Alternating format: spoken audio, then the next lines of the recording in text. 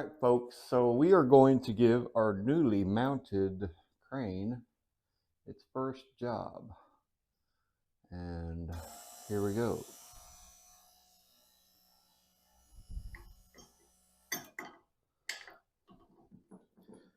Whenever you scrap a trailer, like a camper trailer, always save the safety chains, because they come in handy on little jobs like this.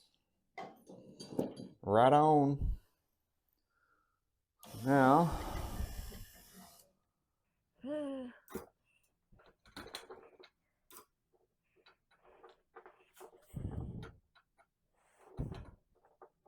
let's see if we can turn it like this. Keep that from hanging up on that.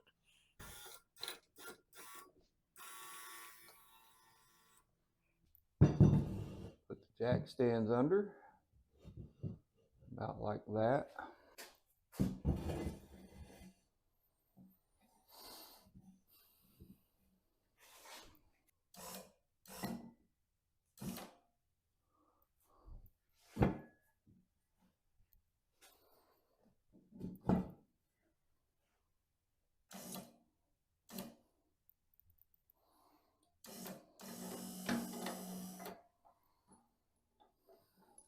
Alrighty, next step coming up. All right, so here's the fun part. The part y'all been dying to see is me struggle to get these fenders back up over this. And if it's any harder putting them on than it was taking them off, this is not going to be fun. But we're going to do our best. So here we go. I think maybe.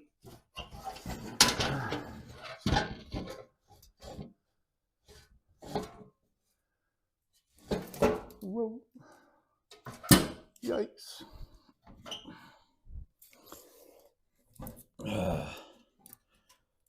Wanted to pull my finger out of there so it wouldn't get pinched, but that turned out to be a bad idea. Try again. Use my chin. This. Look at that. That was easy. Wow. I guess because I got 8, 12, 14 pieces of hardware still that have to go on this. This piece goes, I don't know if you can see it or not, but it goes across here and bolts to the fenders and also to these pieces that are bolted to the transmission case. Remember the spacers? Well, that was for these brackets. Yep. All right, so we'll get all the hardware and tools together and we'll be back.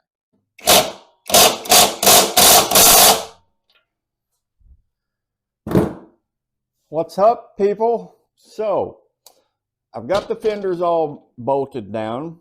Got my centerpiece all latched in, got the handlebars bolted down, and just finished up on the last bolt. And now I got to get it back down off of these jack stands because we are ready to install the tines. And I've got a couple blades I need to tighten up before we get to that. I'm not going to bore you with that. That's why I didn't bore you with all these bolts and nuts going in. Who wants to watch a one-arm guy struggle pushing a bolt through a hole and then putting a washer and a nut on it? I don't want to watch it. That's cruel and unusual punishment, in my opinion. Whatever. Anyway, we'll be back again, and I want to say I appreciate everybody that's taken a liking to this series of this tiller. I did not plan on reaching episode 8, which is what I think this one is. However, Eric from Mill Creek Water Hauling prophetically said I'm heading for episode 10, and I'm hoping we can end at episode 9, because once I finish up on this, the only thing left is clean the carburetor and the fuel tank, remount the engine, and put a belt on this, and we'll be ready to try it out. So we'll keep our fingers crossed that we can end this at episode 9. All right, I'll be right back. Alrighty, so we're back. I've got this thing hanging from the table crane. It's very sketchy. So I gotta make quick work of this, get these on here. And but I'm gonna put a little bit of anise on here because when I took these off, they were a little tight. And I don't want that to happen to me down the road if I ever need to remove these. And then you just set this up here.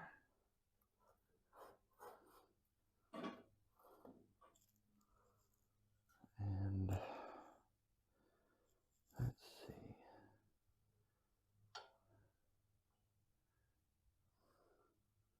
Is that the right way?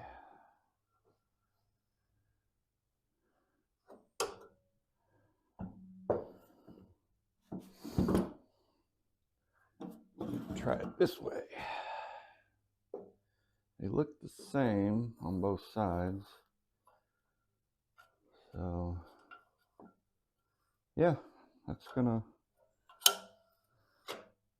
oh, yep, hits right there. So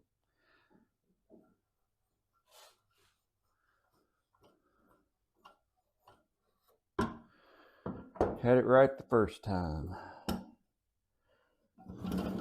Thought I did, but you never know. So the pins that lock these into the shaft, I will not put on until I have it back down on the table. So now we're going to go to the other side and put the other one on, get it down off this lift before something catastrophic happens. So I'll be right back.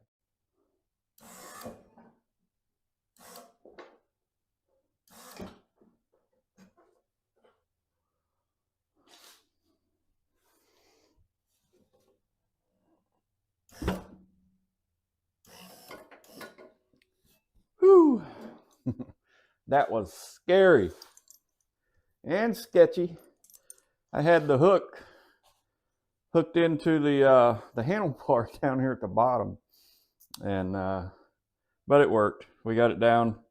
So now all I got to do is get those pins in, and these will be locked down, and then I can start putting on the side fender pieces, and we'll be almost ready to get this off of this table. So bear with me, I'll be back. All right, so you probably can't see it, but right here is the pinhole for this pin to go through. And we're going to try and get it knocked in there without knocking ourselves out. And my head probably going to be in your way. Put it onto the end of these pliers. I got some extra reaching room.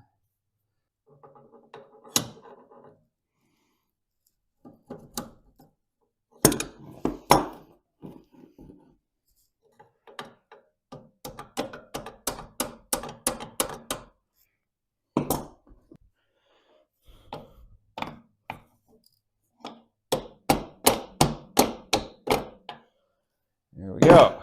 Now, I'm gonna rotate this around. And I'm only gonna make you watch me do this on one of these, not both. It's hard enough for me to bear that I'm even doing it. Can't imagine how you feel. As the viewer.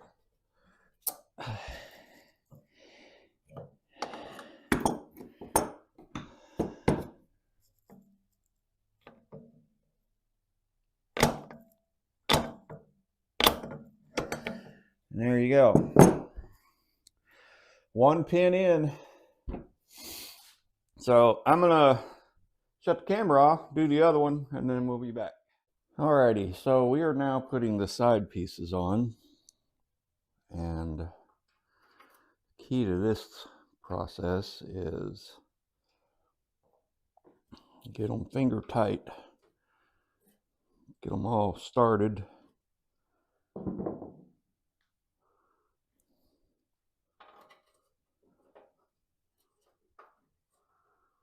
And then you can go back and tighten them all in. And then you got these two that go through from the inside out. One at the front, or one at the rear, one at the front.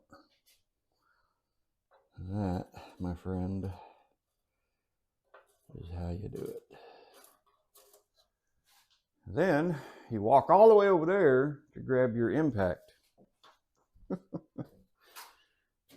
When it should have been over there. But hey, what do I know? I'm just a one-arm guy. Get my socket out. I believe those are 1/2 inch. Oh no, those are 9/16. Let's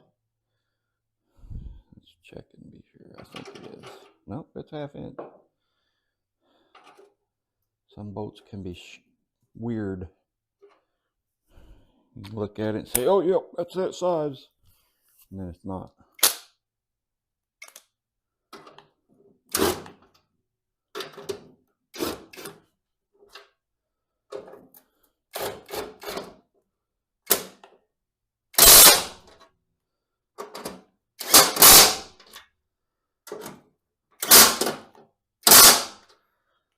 Alrighty, got that done.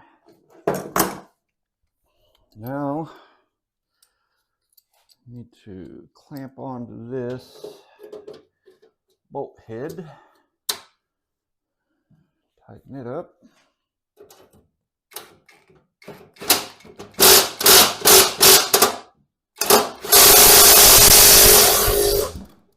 And the first person that says, why don't he use a wrench with one hand to hold it while he uses the impact, will get throat punched, because I only got one arm. So I have to use vice grips. Duh.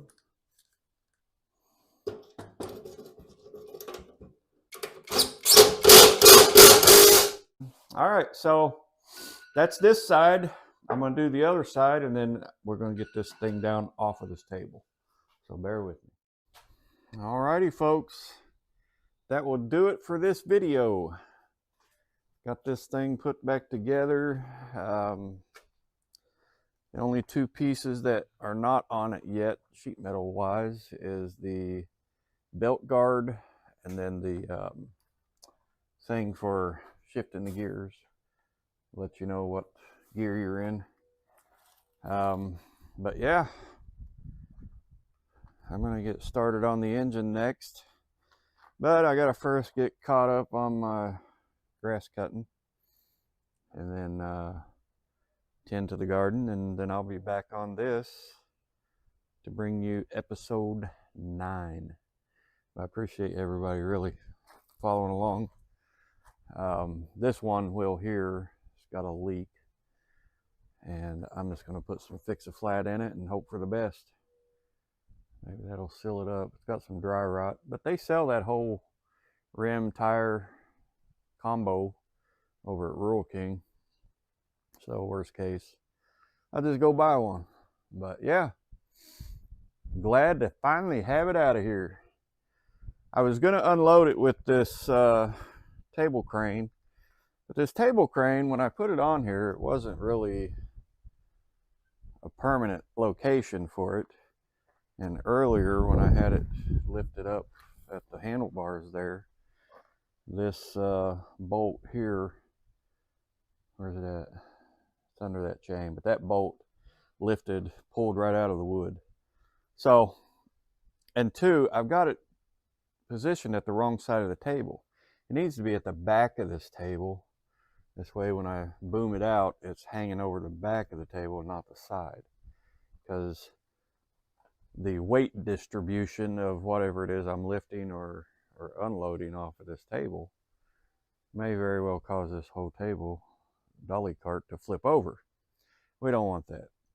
Anyway, thanks for watching. We'll see you again soon. Later.